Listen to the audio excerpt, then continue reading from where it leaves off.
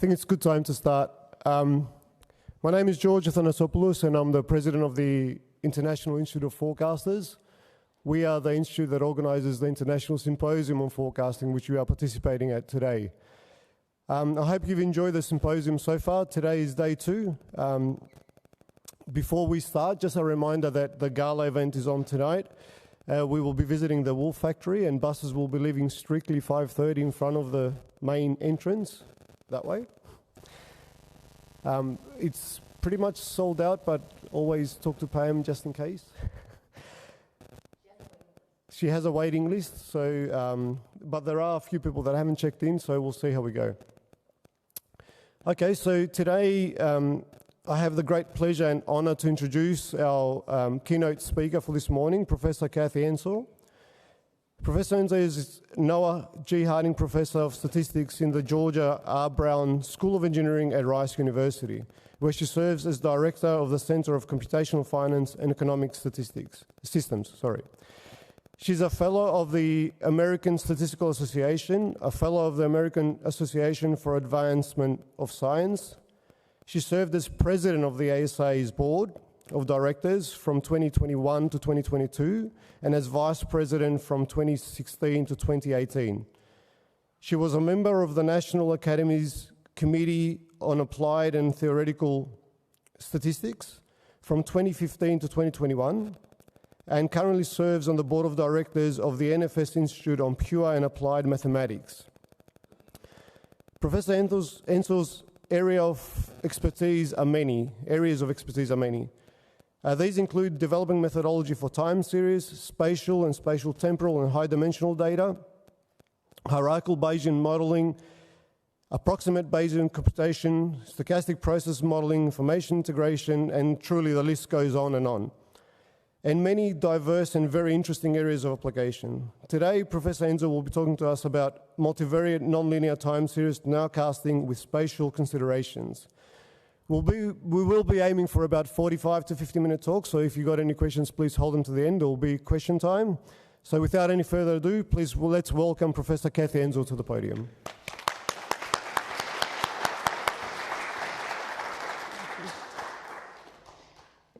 Thank you. How is everybody? Early in the morning, you've had enough coffee? All right, so I'm going to try really hard to make this informal and beneficial using your next 45 minutes. And George, thank you for that beautiful introduction. So in my role as 2022 president of ASA, I'm still past president, so I still have some connections if anybody has any ASA things that they would like me to hear about. So a little bit about me. So I do work in the spatial temporal domain. I'm trained as a time series person. I worked with Joe Newton, Manny Parzan, that crowd, and then ventured into spatial statistics.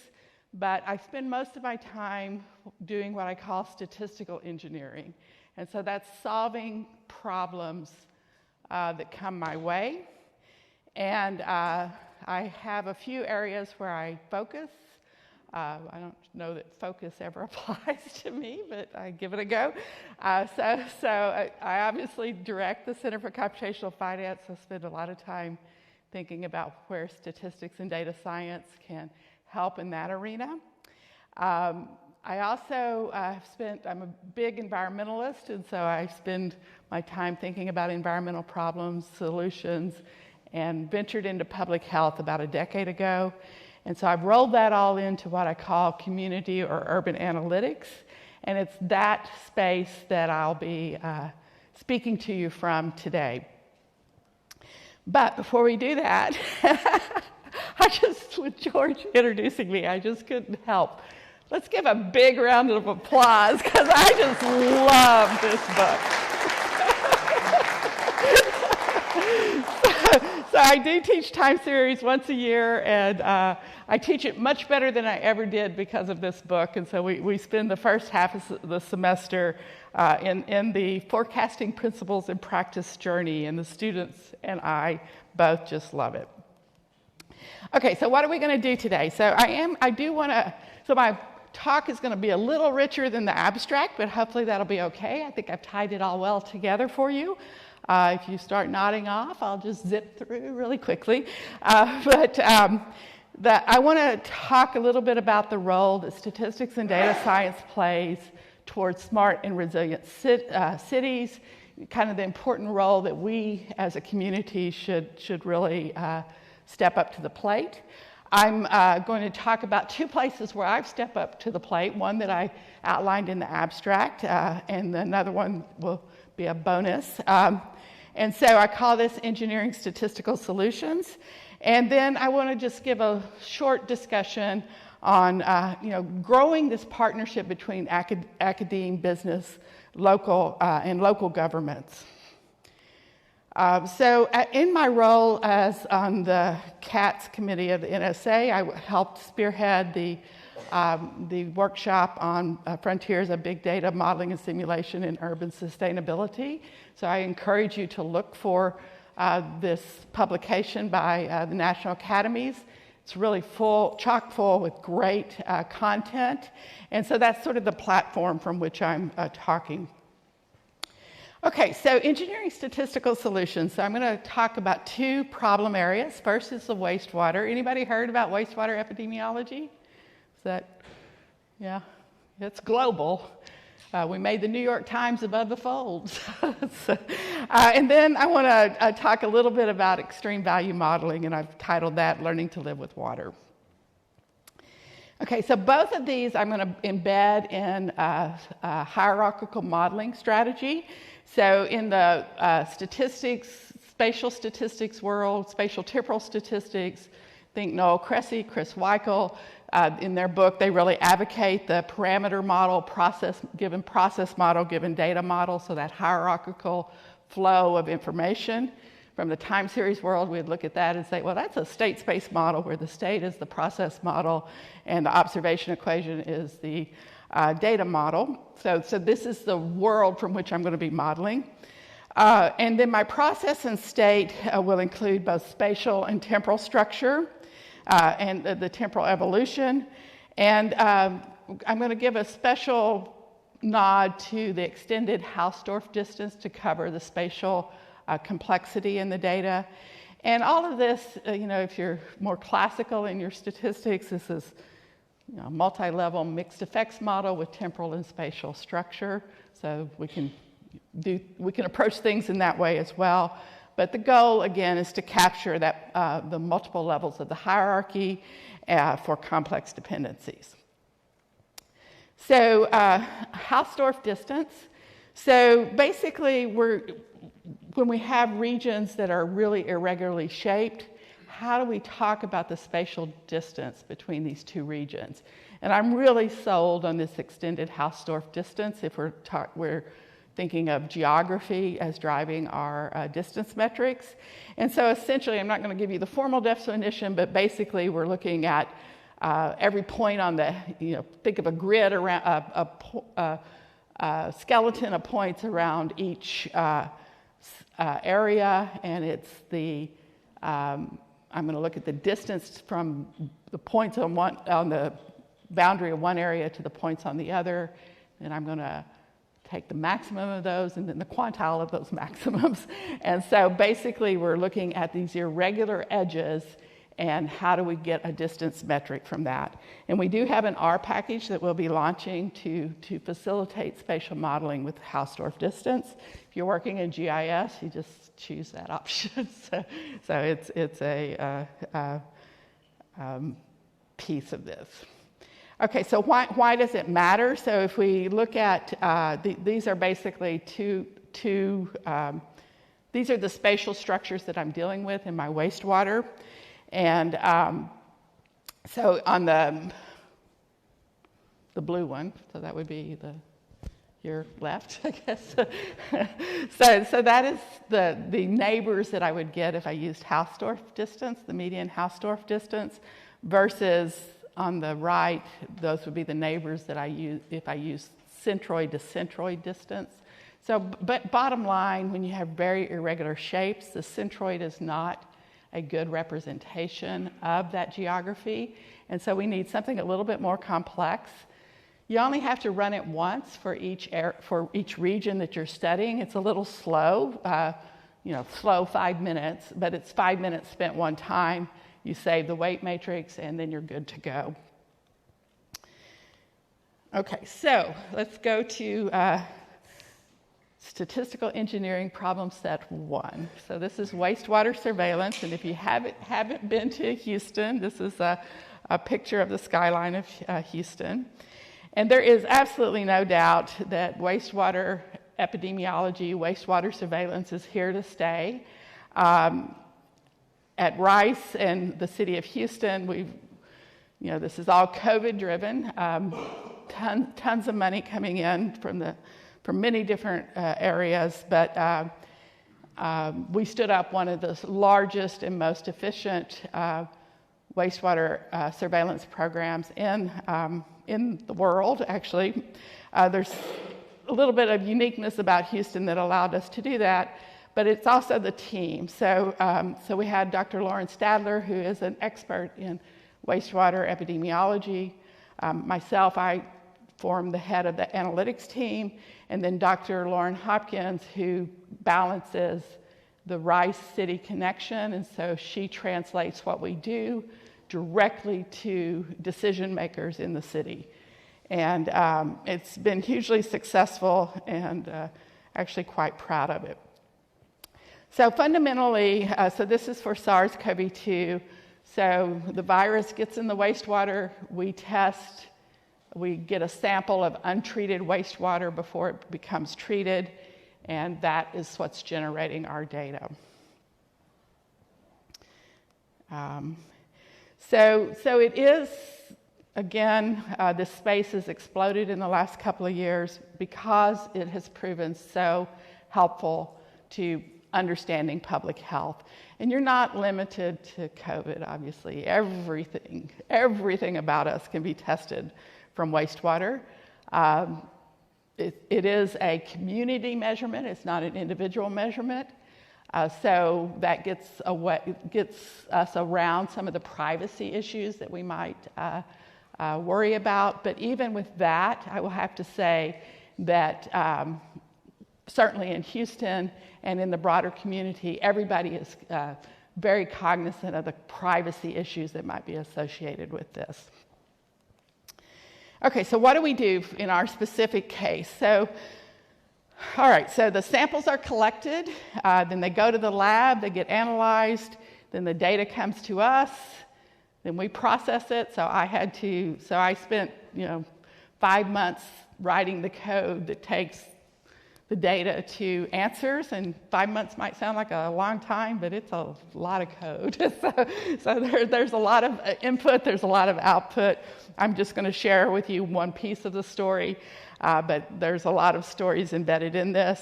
And then the answers that we provide go directly to the health department, and they take action. So if there's a community where there was a big uptick, then all the public health resources to help that community manage that uptick came into play. We're time series people, so let's look at some time series.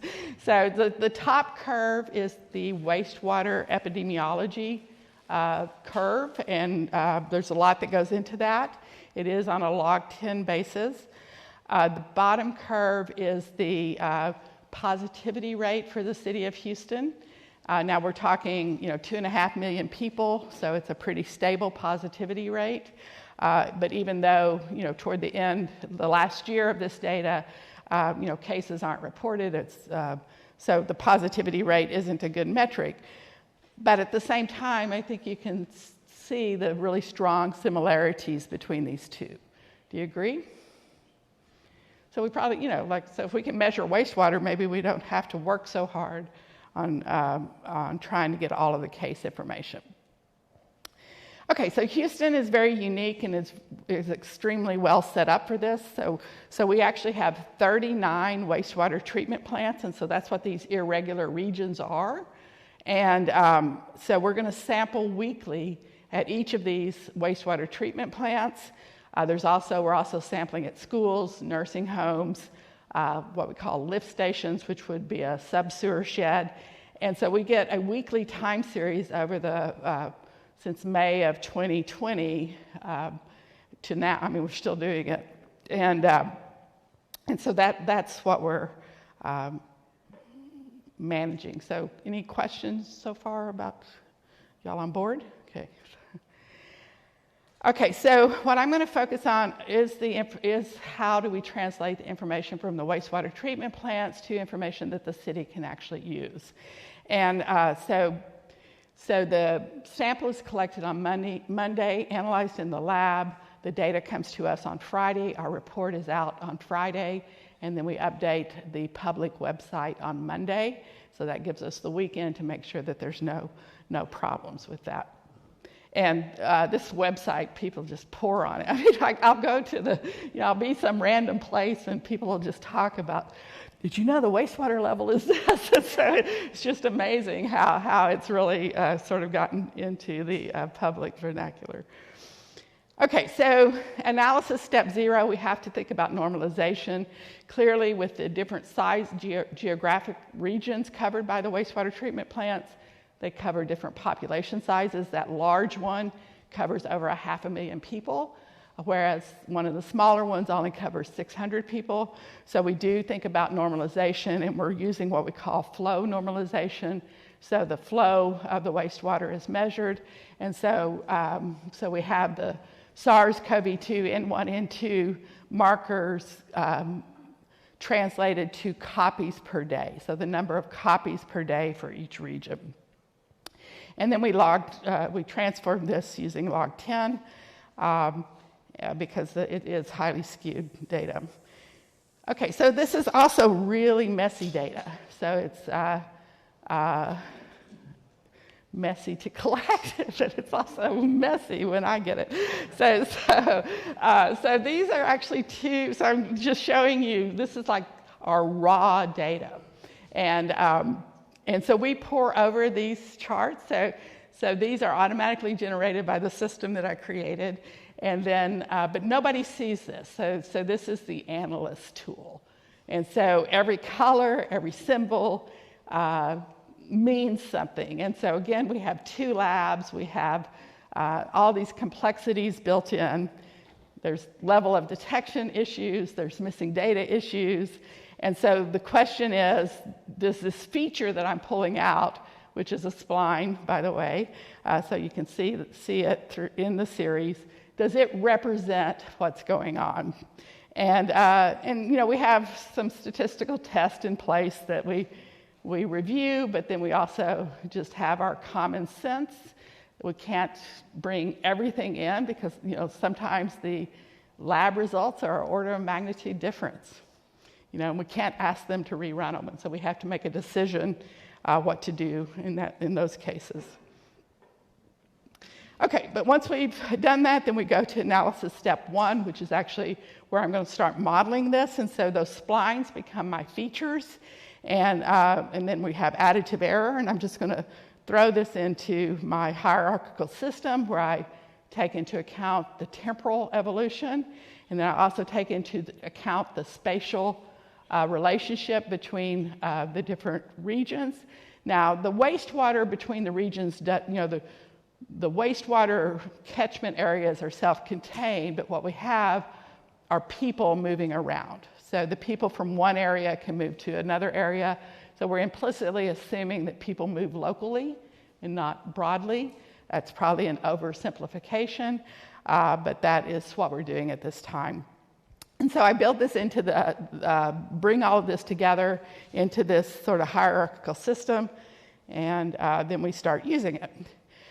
So just a comment for a second on the functional feature that I'm developing, which is, again, basically a spline. Why did I choose that? I'm not a spline person by nature. It's not my natural way that I would attack things, but I needed that dynamic changes. I needed to be able to see some sharp increases, sharp decreases. The knots are optimally chosen, but as we progress, we're going to fix the knots so that the spline doesn't change in the early part of the temporal evolution when I'm moving forward. When we're doing our analysis check, we're going to pay really close attention to the end of the data. We all know that we don't want to forecast with splines. We want some, we're making a pretty strong assumption when we do that. And so I put this in the Nowcasting and 1 week ahead forecast. So we can actually push it 2 weeks out, but 2 weeks out means that you're really assuming that the population is similar to what it is now. If we're on, we want to think about how rapidly we're changing, either going up or going down, because it is people, and so changes aren't necessarily abrupt. Think about epidemic type translation, and so our evolutionary changes should be relatively not slow necessarily, but predictable. And so we predict the level, the direction, and the speed of the change, and so those are what we're forecasting in the end. But just as important to the forecasting, to the health department, is the nowcasting. What is going on in the city at this moment, and so that is as important as what we might think will go on in the future. We do 1 and 2 week forecasting for the hospitals so that they understand what their load might be, and that's proven really successful as well. Okay, and we do have high correlation with cases. I'll show you a quick plot on that in a little bit. And then the analysis step 2 is rolling this up to an aggregate level for the city. And again, I've got to take into account the fact that these are all different sizes. I am sticking with the median, not the mean. And why not the mean? Because our variability can be huge, and so that would make the mean just unusually large. But I actually think the median is probably what I want to communicate. And then why not credible intervals instead of confidence intervals? The city officials don't care. So bottom line, so I've done all of that, but then it's more complicated to implement. And so if we're thinking of statistical engineering, we want actionable solutions. The information that they were using from it wasn't different. And so we backed off and then just give them confidence intervals, and they're point-wise confidence intervals. But they do use that piece, so they do get some sense of the uncertainty in this. And so this is what goes into that first curve that you see. So the bottom curves are the 39 wastewater treatment plants, ordered from smallest to largest by population size, and then all of that is rolled up into the total for the city. And so this is a representation of what goes on in the city, and you can see that there's a lot of similarity across the wastewater treatment plants, but there are also some places where they're different. Okay, so anybody use time series heat maps? Do y'all do this? Yeah, so they love this. I mean, we worked hard on, what does the health official for the city need to be able to really take in the information. And this is his favorite graph. Okay, so the top line is the total for the city. It doesn't go back to the beginning of the pandemic because the time got too long, right? So we chopped it off. And then every column is a week. And so you're seeing the time course over the whole city. Again, the top is the total for the city, and then the rows are ordered by population size. I like this graph. I mean, to me, it tells me a little more than those plots, right? I mean, I'm communicating the same information, but maybe it pops a little bit better here. Okay, so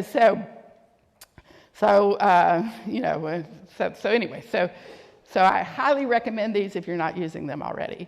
Then we also do the 1 week % change. I'm going ahead and showing you information from yesterday. Why I didn't upload my talk till this morning. So this is information from last week. And so you see, if you go down to maybe the 5th row, you see that we've had a little bit of an uptick. And in that wastewater treatment plant, that is an area, it's a large social area. Houston, frankly, is in party mode with Pride Month, and so we're, so there's a lot of activity going on, and so we are seeing a small uptick, but it isn't universal across the city. Okay, to just demonstrate to you that we are highly successful in understanding positivity rate from this information. The time series on the right, the time series on the right is actually, so the squiggly lines is the positivity rate for a particular wastewater treatment plant, and the blue curve is completely generated from wastewater. Okay, so we trained the connection between the wastewater and positivity rate, and then we're just predicting the positivity rate from wastewater. And every time I repeat this, it only gets better, and so we're really able to nail this with our information. Okay, and then we get the actual spatial distribution across the city, and we actually do take this down to the neighborhood level, but that is just a synthesis of this larger information. And so we can see where the hot spots are in the city. Okay, and so then, just since you're time series forecasting people, let me jump into just a state space, similar state space model to this. And what I want to do here is I want to say, okay, now I have these large wastewater treatment plants. Remember I said this large one covers over 500,000 people. Well, there's sub-sewer sheds within that. So let me grab that time series data and do a quick comparison. And so here I'm going to pull out of the spline and just do a state space model, but I'm going to try to capture that curvature by taking first differences twice of my state, basically, and for my comparison. Okay, and so we see, I'm showing you the smooth series, not the filtered series, but the point is comparing the two. So the blue curve, or the orange curve, is the larger, the blue curve is the larger series, the 500,000 people, and the orange represents about 2,000 people, a specific neighborhood. And so the question is, do we have an early indicator by going to the trouble to sample this sub-sewer shed, which is hard to sample. The wastewater treatment plants, we have automatic samplers set up so that it's all automated, but the lift stations, really, someone has to stick something down a manhole to get the data. But we do see kind of this early indicator in these smaller neighborhoods, and so maybe it is worth it when we're in times of crisis. And then down below is just the EWMA chart of the difference between these two, and we do see that we do signal in an area, we found it in the sub-sewer shed first. And so we're developing a sampling plan that would automate this, and yeah, so, okay. So, all right, so again, being a part of this, Houston and Rice were one of the two original CDC centers of excellence for wastewater epidemiology. They added 2 more centers this year, so there's now 4 around the nation. But there's no doubt that this area of research, this area of contribution to humanity is scientifically sound and robust. But you've got to understand the complexity. So if I just started with these time series and I didn't take into account what's going on behind, I wouldn't get the right answers. Our system is semi-automated. I want to keep that human in the loop at the end. Some of us want to take the human out, but I'm fighting to keep it in. But we may ultimately take it out. But the point is the information is actionable and it is in real time. Okay, so if you want to know more about this, and I'm happy to share these slides, here's all of the contact information. And we have a really nice website that promotes this. Okay, so I'm moving on to topic 2. Are we good on topic 1? Are y'all up for a topic 2? All right, so I'm really trying to push this conversation nationally on, we've got to manage our reaction to climate, and so I say mitigating climate impact, but things are changing. California and Florida no longer have policies written by 2 of our largest insurance companies. So times are changing. So we have to recognize that, and I think that the things that we do have a lot to contribute to how society and humanity can manage this change. So to that end, and you'll see Noel there. So last November, as ASA president, I hosted the first ASA Idea Forum, and we focused on advancing statistical solutions to climate, to our changing climate. And we had our 3 keynote speakers was the CEO of Jupiter Analytics, the CEO of Engine One, which is a ESG investing company, and then from the scientific side, we drew on Noel Cressy to help us out. So I really encourage you to check out this issue of Chance. It's got some beautiful articles on what we can and should be doing. Okay, so let's take it home. What have I done in this space? And when you hang a shingle that you're a statistical engineer, those engineers find you, because they need statistics, right? So anybody remember Hurricane Harvey, or is that just close to my heart? All right. Okay, so Houston floods, right?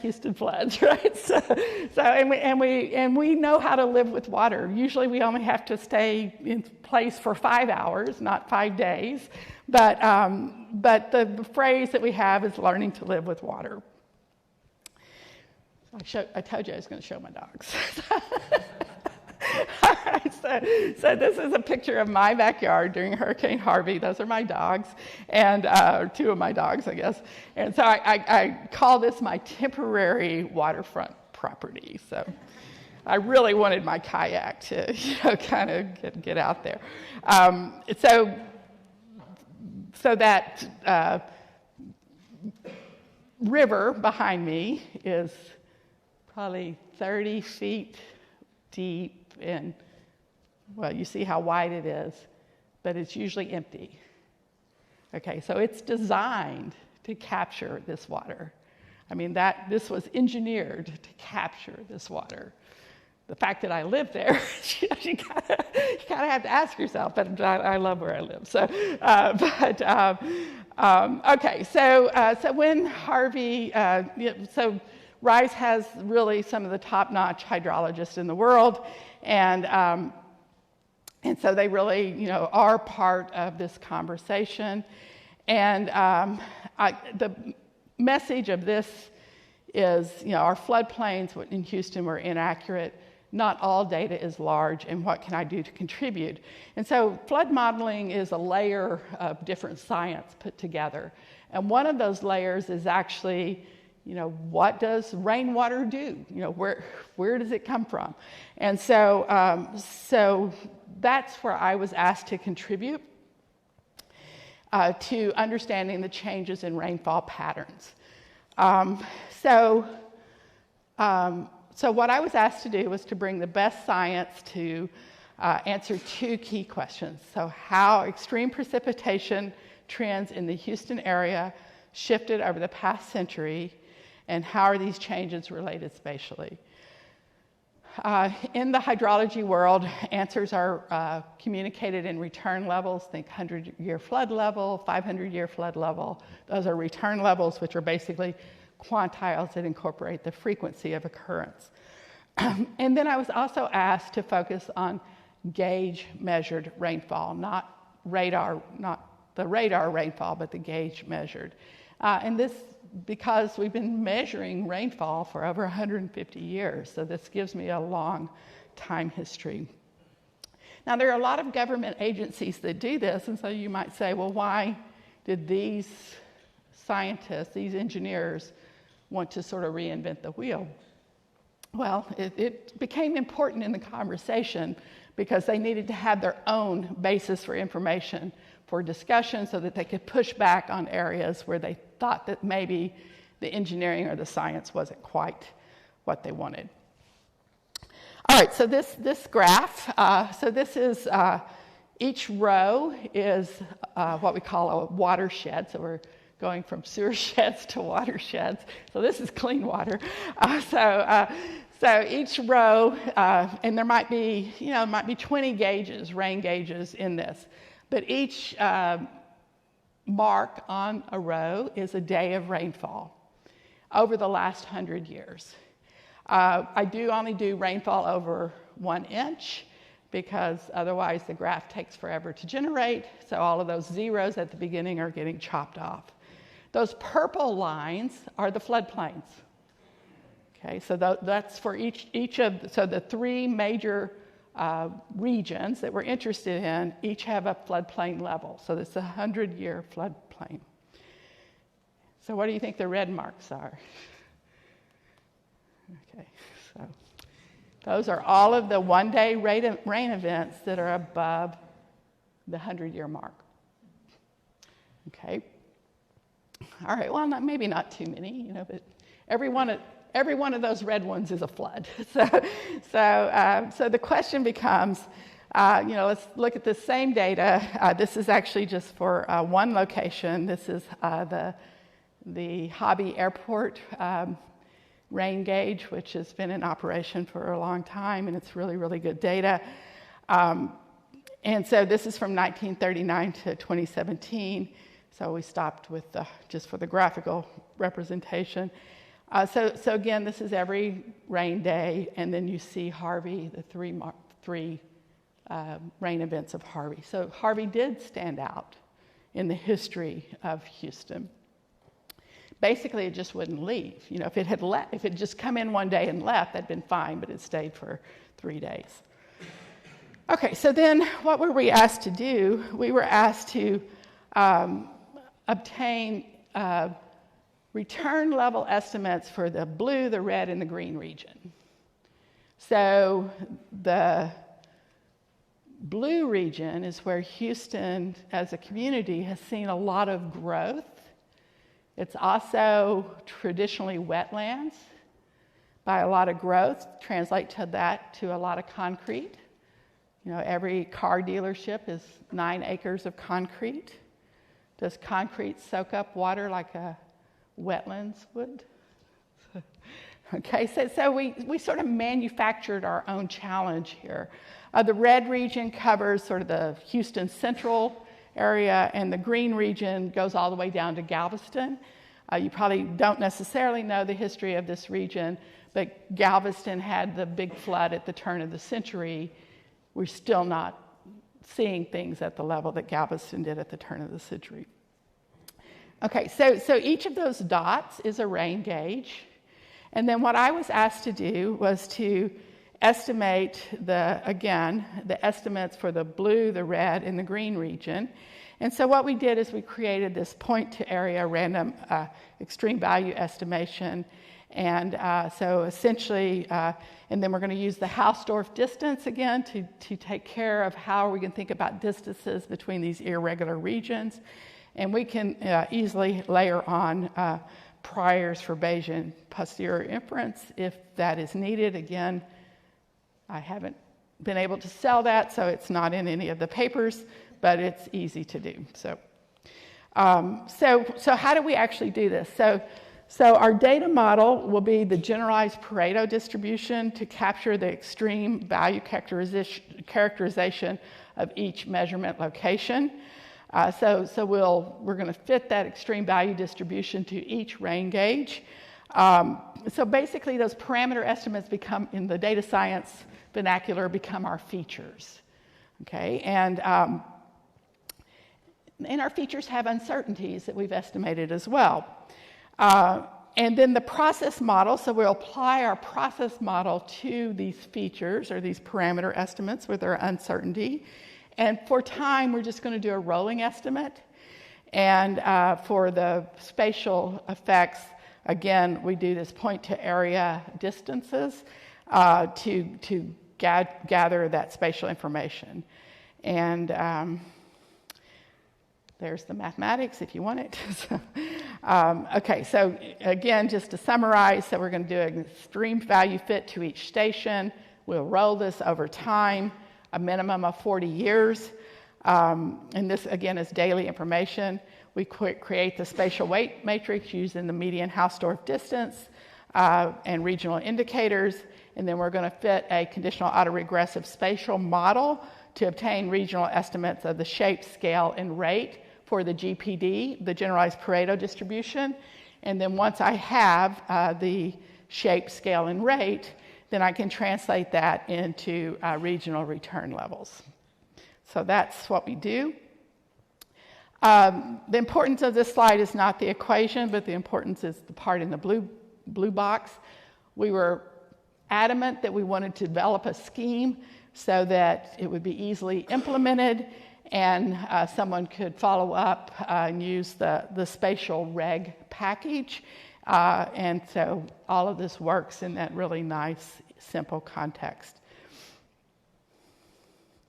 Okay, so to give you, there's many different ways that we could tackle this same question.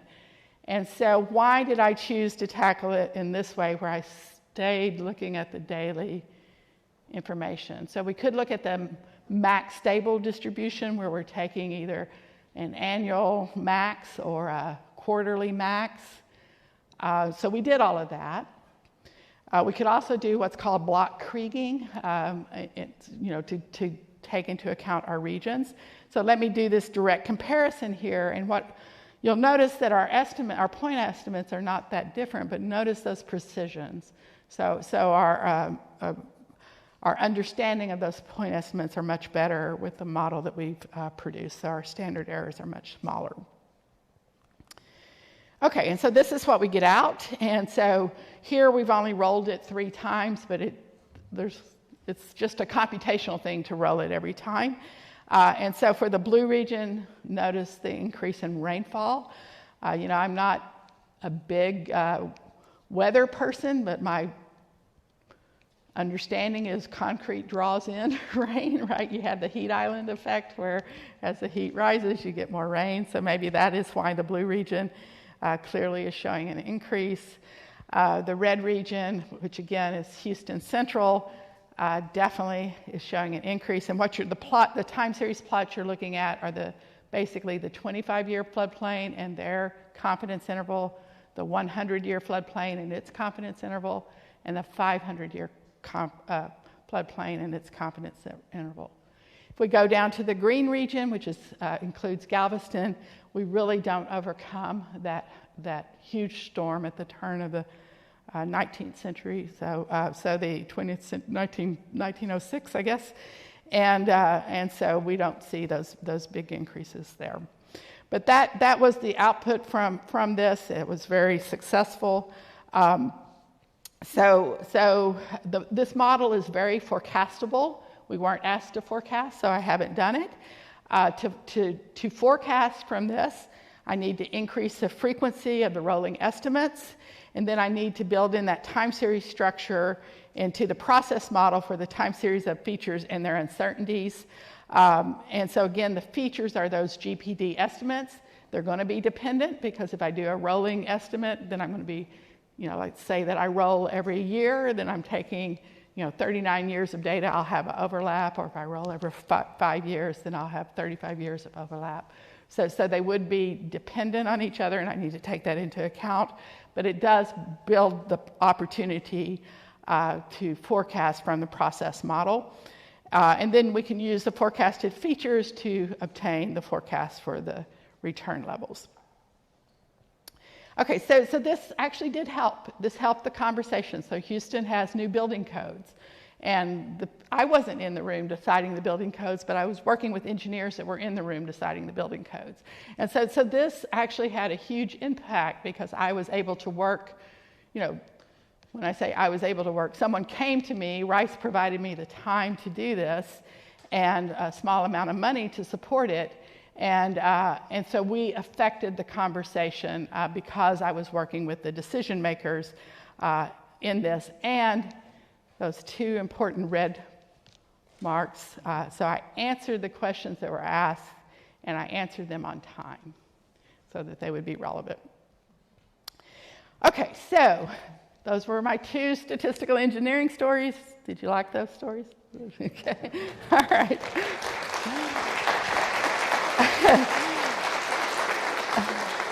Okay, so now my appeal to get more of you to join me on this journey. So I'm working with the Houston Health Department. I'm working with people that make decisions in Houston.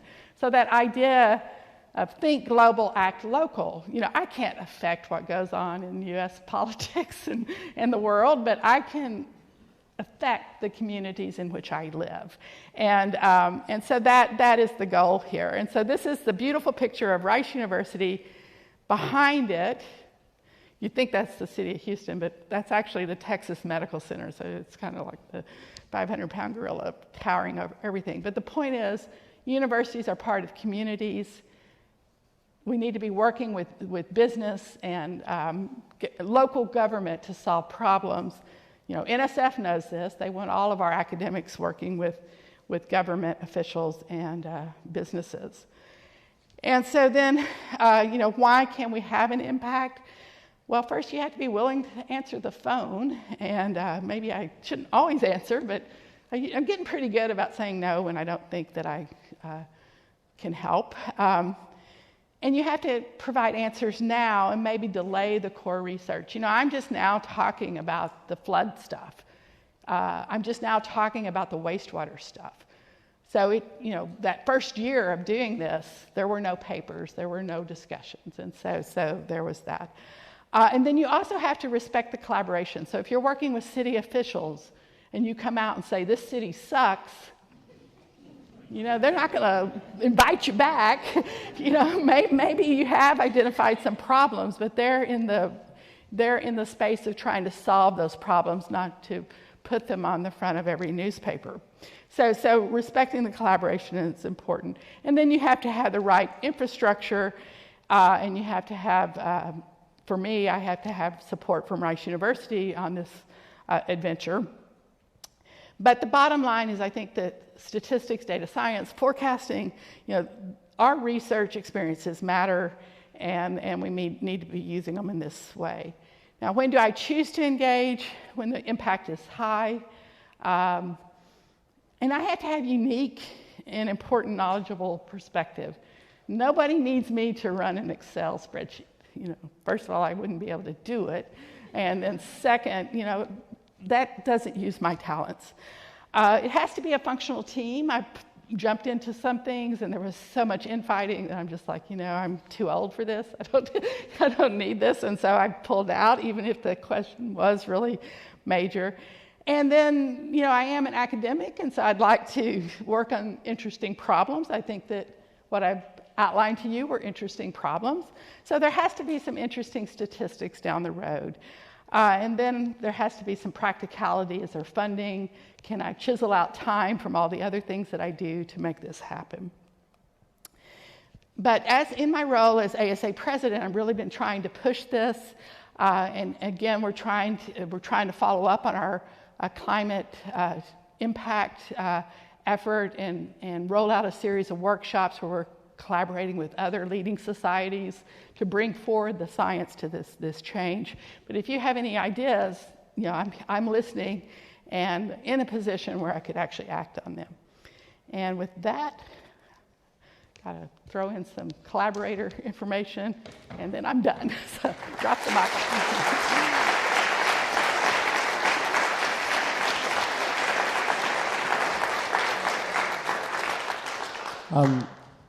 I think it's appropriate to just describe the presentation as inspirational. Oh, wow. Yay. Questions, please. Yes. Can I drink the water while you ask the question? It is water, I promise. Thanks a lot for the talk. I found it very helpful. And kind of coming out out of my current job in the Department of Homeland Security, I'm very interested in how this collaboration went between you and city officials. So can you say a bit more about kind of both some things that you found went really well with this interaction, and kind of what you're interested in kind of continuing to work on and improve, both kind of from your perspective for how you can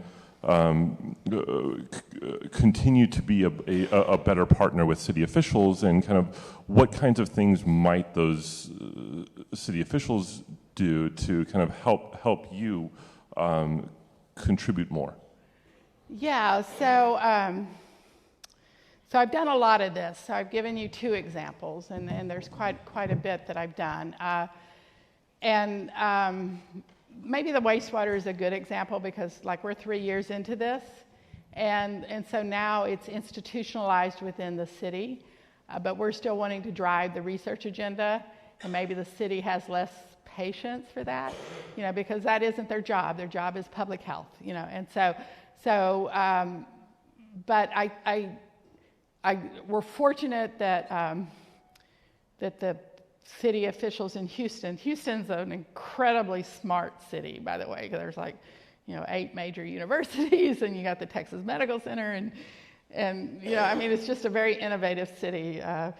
But the people that I'm working with understand that to be able to manage the next pandemic, God forbid, or whatever else comes along, that they have to be willing to engage on the innovation side a little bit to keep us in the game. But there's no funding for it. And so, so I think that allowing, because they're interested in it as well. They just, they wouldn't have the time, which they don't need the time, but they need to be able to allow us to have the time and have the resources to continue that innovation, even though there might not be an immediate public health intervention that's there. It's like looking to the future. So I think that that's one thing. The other thing, I started this journey with air quality and health, over maybe 15, 20 years ago, I guess. And there, we had a wonderful mayor that was very engaged. And then the minute, Houston also has term limits on mayors. I'm a big advocate for term limits. I think they work well. But what had happened there is the minute the next mayor came in, that was not a priority. And so everything was shut down. And so from an academic side, when you've invested that much time and energy into something, you need a little bit more continuity to keep things going. So that might be it. The other piece, I really want to emphasize that respect the collaboration, because Houston has tried to partner with other people around the country, around the world, and it's not that we don't get headlines. I mean, we get a lot of news about our work, but we don't put out any public statement without approval from the city of Houston. Because it's not that we're doing research with them, not about them. And so I think that is a really important mindset for any academics that are involved. Does that help, I guess? Yeah, okay. All right, thank you very much for a wonderful talk. I loved the way you made statistics relevant for actually the people, like those people outside the ivory tower. So I love that very much. Question to those 3 models that you compared, and you waxed eloquent about how one model, the pair model, had smaller standard errors and had higher precision. And yes, of course, that sounds good, but how do you evaluate whether that's actually better? Because just being more optimistic and more certain that we're right doesn't really mean that this certainty is justified. So, yeah, well, we do have simulation studies for our made-up world, and so we are able to show that even on a bias, they're basically all coming in with the same point estimates, I think, and so. But there are extensive simulation studies in the paper, and so I just didn't share those. So, Yeah, but that's how, right? That's the value of all of the simulation studies that we do. But even the simulation studies are on our hypothesized vision of what should happen, and so there's always a potential bias in those, right? So, yeah. Great talk, thank you for that. You made a very short comment about the human in the loop. Can I get the longer version of the comment? Yeah, so we're working on an API to the schools where, so there's a couple of holes in the wastewater system. So it's very labor intensive because the city has to drive around to all of these places and actually physically pick up the wastewater. And then it comes to the labs and they have to physically analyze the wastewater, and this takes about 3 days. Our processes are quick, relatively speaking, but it's still, 3 hours every Friday for us to run our reports.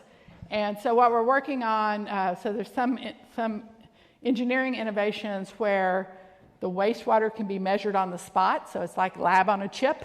So, the person's out there at the wastewater, wherever they're taking it, and they analyze the sample immediately. And then, so we're looking at innovating where the sample's analyzed immediately, and then the synthesis of the information goes to school nurses through an API. So there's no human there. But I tell you, this is really noisy data. And so that's what we're, because you don't want people reacting to noise. And that's where my concern lies. So, yeah. Does that help? Does that answer? Yeah, okay. Yes, thank you again for the inspiring speech. I love this, inspiring. I just had a curiosity about the rainfall data that you were presenting. And the way that it sounds like it's collected and the way that you displayed it was in the number of inches per day. And if I have a day that has 15 inches, that's a flood risk day or 100-year day. What if I had 2 days in a row that each had 8 inches? Like, are there these kind of challenges that you also have to deal with where it's accumulating over time? And just a technical curiosity. Yeah, so Harvey is the example because we had 300-year flood days in a row, or 500-year flood days in a row. So you can choose the metric. I mean, we could have done 48-hour windows. The way that the GPD model works is the minute I choose a 24-hour window, I'm choosing one storm, so I'm thinning the data. So I lose 2 of the 3 days of Harvey, for example. But we've run these with 48-hour and 72-hour really isn't that relevant for Houston. It catches Harvey, but that's about it. I mean, we don't usually have a 3-day flood. But that would be the solution, would be to increase the window that you looked at. Yeah. And again, the max stable distribution takes one observation in your time period. It takes the maximum. So that's the competition, is the maximum rainfall in a year. So, which is what the modeling on that the NSG, one of our national organizations, NOAA and all of their efforts. So the max stable distribution, which again would just be one measurement per year, is another way to go. Yeah. Thanks for a brilliant talk. I wanted to ask, when you're working with these stakeholders, how do you decide which modeling paradigm to go? Because you showed different models, but do you try them all? That was one question. And then you also said about an R package, and what was that R package? I didn't catch the second part. Oh, the second one is, at the start of the talk, you mentioned an R package. Oh, yeah. And so the R package will be for the Hausdorff distance. And so Julia Shedler, who was... she was my PhD student, went off and worked for a few years, and she's come back to help on the wastewater, and so we'll be rolling that out probably this summer. So I'm super excited about that. How do I decide? That's all of our problems, right? How do we decide where we're going to put our time? It's usually human connections. So the flooding Phil Bedient. So I've worked with Phil Bedient my whole career. He's been incredibly supportive. He knew that I could do this. He knew it needed to be done. So he calls me, Kathy, I need you to do this.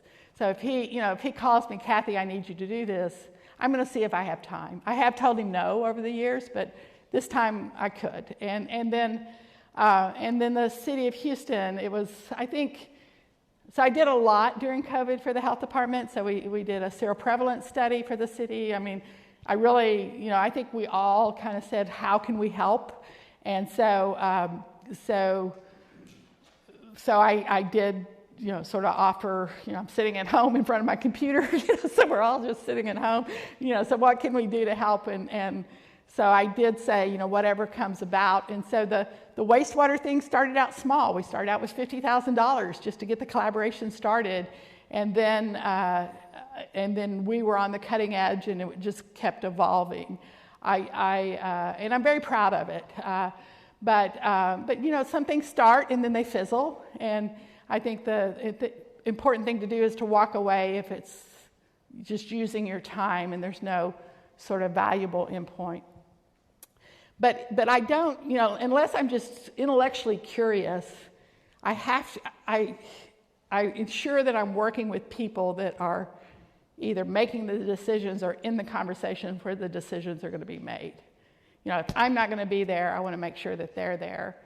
So if I'm really wanting to have an impact, I want to make sure that there's people to receive the work that I'm going to do. So that's probably the biggest thing. Yeah. Okay, I think living in Australia, being Australian, I could not stop thinking about northern Queensland and flood waters there, although in nature very different to Houston. So this is remarkable and important work. We thank you very, very much for your presentation, and we've got a little gift from the IAF and Matt and Gail who organised this. Thank you. And we would like to take a photo. Okay.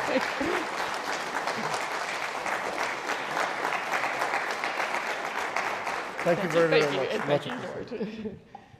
Coffee break. Like 10 minutes we start the session, right? There's like. Okay, please check the program. Okay, I cannot remember the program. That was awesome. That worked out okay? Yeah, okay. That was okay.